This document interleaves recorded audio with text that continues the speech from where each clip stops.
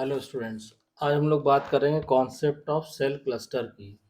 तो देखिए, cellular communication में सेल क्या होता है, जनरली उसको हम कौन सा शेप कॉन्सेप्चुअली मान के चलते हैं, वो सारी चीज़ें हम लोग प्रीवियस वीडियोस में पढ़ चुके हैं। जिन स्टूडेंट्स ने उसको नहीं फॉलो किया है, प्लीज़ आपसे रिक्वेस्ट है कि उन वीडियोस को आप देख लीजिए, तभी ये सब चीज़ें ज़्यादा अच्छे से क्लियर होंगी आपको। Today we will discuss concept of cell cluster. ठीक है। इसमें क्या होता है कि देखिए, as a matter of fact in mobile communication, पहले हम इसको हेडिंग डाल देते हैं,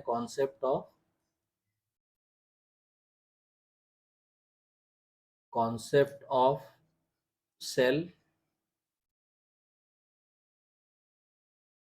क्लस्टर। इसमें देखिए क्या होता है कि in mobile communication the channel used in the forward and reverse direction are separated in time और in frequency so as to provide duplexing. मतलब कि मोबाइल कम्युनिकेशन में जो भी चैनल यूज होते हैं, जैसे मान लीजिए आपका से सपोज कीजिए ये बेस स्टेशन ए है, ये बेस स्टेशन बी है। अब इनके बीच में जो कम्युनिकेशन हो रहा है, तो मान लीजिए एक चैनल ये है, ठीक है, और एक चैनल ये है। ठीक है, इसको हमने लिख दिया चैनल 1 और इसको हमने लिख दिया चैनल 2। इसमें क्या होता है कि सपोज कीजिए ये चैनल 1 तो यूज़ हो रहा है ए टू बी में, और चैनल 2 यूज़ हो रहा है बी टू ए में। तो इसमें क्या होता है कि इनको separate, they are separated, channel 1 and 2 are separated in time और इन फ्रीक्वेंसी। तो इन टाइम में या फ्रीक्वेंसी में इनको सेपरेट कर देते हैं। उससे फ़ायदा क्या होता है कि डुप्लेक्सिंग, जो डुप्लेक्स कम्युनिकेशन होता है, उसका हम फ़ायदा उठा सकते हैं। ठीक है, आपने 3 तरह के कम्युनिकेशन मोड पढ़े होंगे। एक आपका होता है सिंप्लेक्स, ठीक है, और दूसरा होता है ड्यूप्लेक्स, और तीसरा होता है हाफ ड्यूप्लेक्स। ठीक है, तो इसमें जो ड्यूप्लेक्स होता है, इस फीचर को यूटिलाइज करने के लिए जो आपका फॉरवर्ड चैनल है, मान लीजिए ये है, और जो बैकवर्ड चैनल है वो ये है, इनको आपस में टाइम की रिस्पेक्ट में या फ्रीक्वेंसी की रिस्पेक्ट में हम सेपरेट रखते हैं। The total number of channels available in A cellular system is finite. तो जो टोटल नंबर ऑफ चैनल होते हैं वो फाइनाइट होते हैं। The capacity of the cellular system is defined by the total number of channels available. तो किसी भी सिस्टम की जो कैपेसिटी है, सिस्टम की जो कैपेसिटी है, उसको हम कैसे डिफाइन करते हैं? इन terms of number of channel.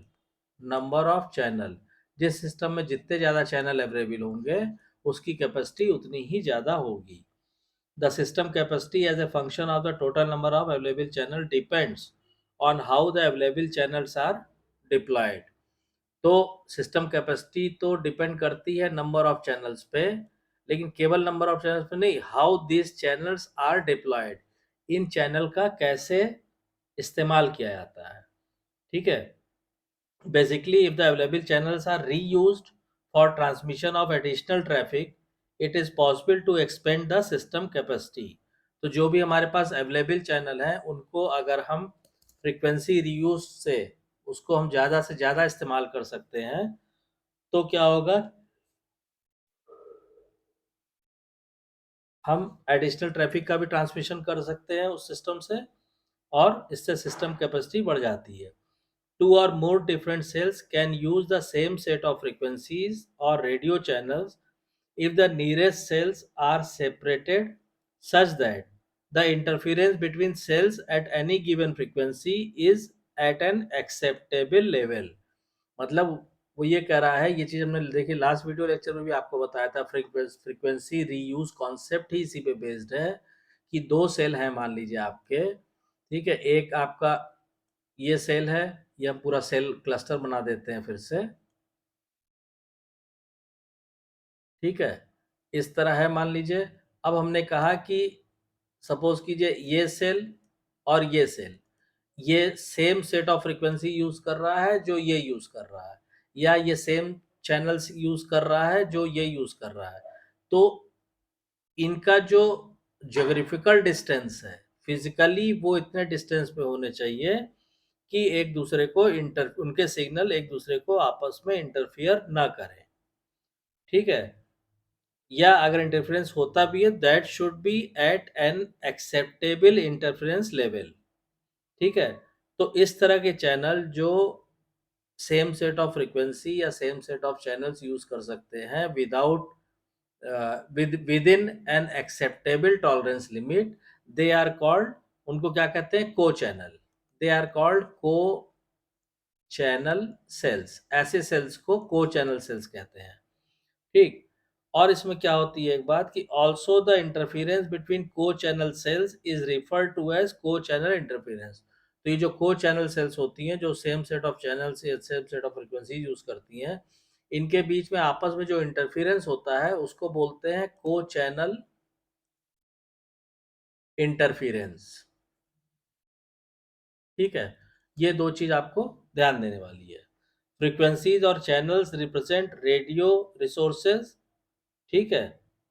तो अब इसमें आप ध्यान रखिएगा कि चाहे हम फ्रीक्वेंसी बोले, ठीक है, या हम चैनल बोले, वो लगभग वो एक ही चीज है। चाहे हम डिफरेंट चैनल्स का इस्तेमाल कर रहे हैं या डिफरेंट फ्रीक्वेंसीज का इस्तेमाल कर रहे हैं, वो एक ही चीज है, ठीक। अब इसमें हमने कहा कि इसमें एक चीज और है कि if the space between adjacent co channel cells can be filled with other cells that use different frequencies to provide frequency isolation.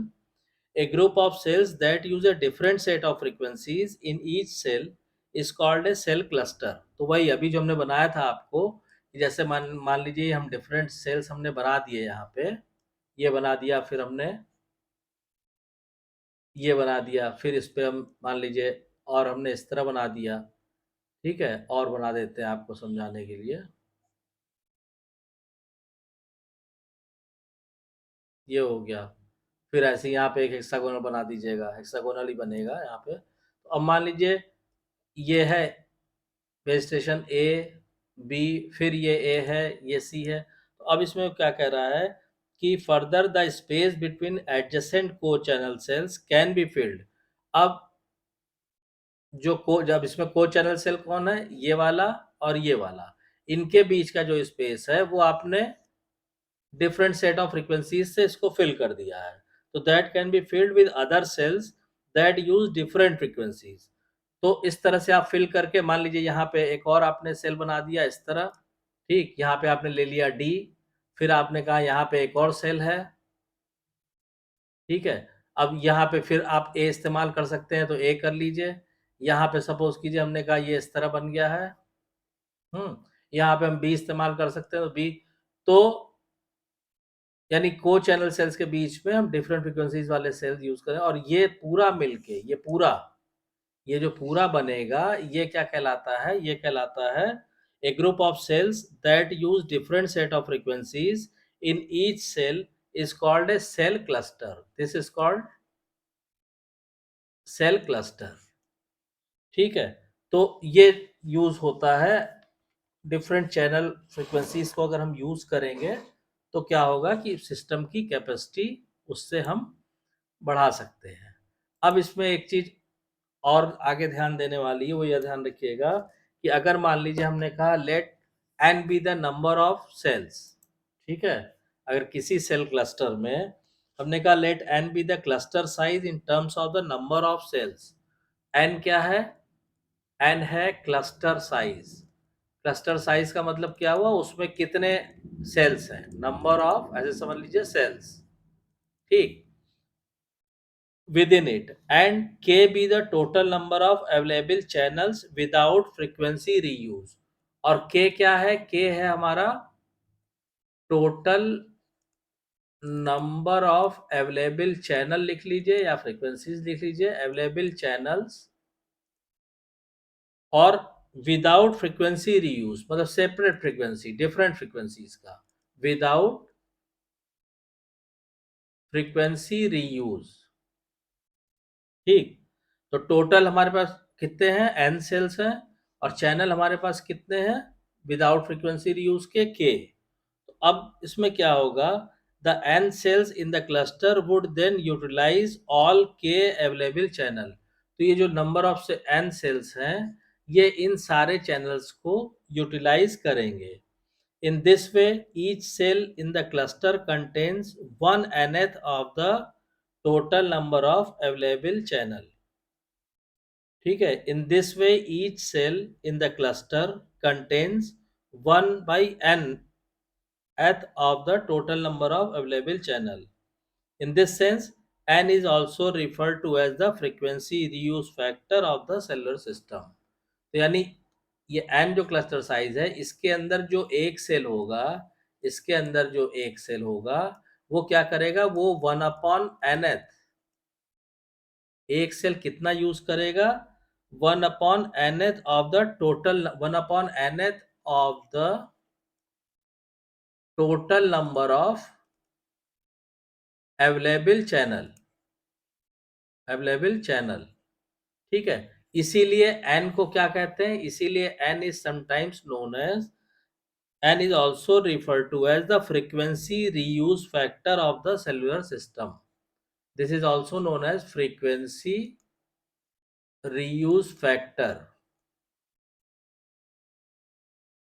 of the cellular system. I hope कि आपको ये क्लियर हो गया होगा कि फ्रीक्वेंसी यूज फैक्टर इसको क्यों करते हैं और सिस्टम कैपेसिटी कैसे डिपेंड करती है नंबर ऑफ चैनल्स पे और नंबर ऑफ क्लस्टर साइज पे या number of cells in a cluster पे. अगर वीडियो कंटेंट पसंद आ रहा है तो प्लीज़ वीडियो को शेयर कीजिए, लाइक कीजिए, चैनल को ज़्यादा से ज़्यादा सब्सक्राइब कीजिए और नोटिफिकेशन बेल को ऑन कर दीजिए ताकि नेक्स्ट वीडियो की इन्फॉर्मेशन आपको तुरंत मिल जाए. Thank you.